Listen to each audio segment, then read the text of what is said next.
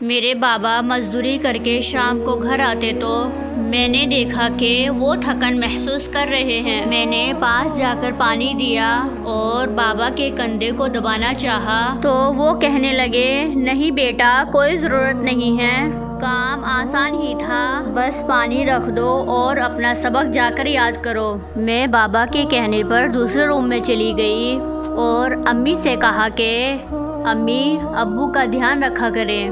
امی، آپ انہیں بالکل نہیں پوچھتی ہیں، جیسے وہ صرف پیسہ کمانے والی مشین ہو۔ امی نے منہ چڑھایا اور کہنے لگی، تو میں کون سا گھر میں فری رہتی ہوں، میں بھی تھک جاتی ہوں، اور ویسے بھی سارے مرد ایسے ہی تو کماتے ہیں۔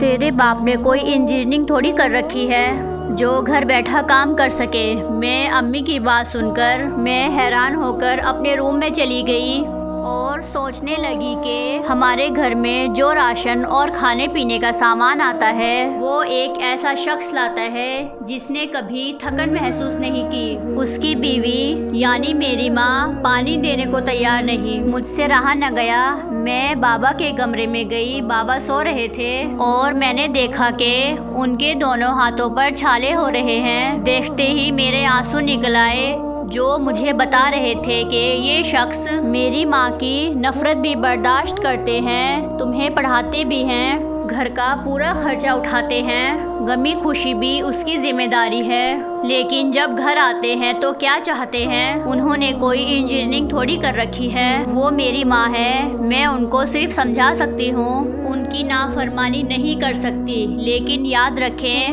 باپ ہمیشہ گھنے سائے جیسا ہوتا ہے۔ اگر ماں کے قدموں تلے جنت ہے، حضور صلی اللہ علیہ وسلم نے فرمایا کہ باپ اس جنت کا دروازہ ہے۔ اپنے جیتے جی والدین کی خوشی کا باعث بن جاؤ، ان کی عزت کا خیال رکھیں، مرنے کے بعد آپ کے آنسو ان کو کسی کام نہیں آئیں گے۔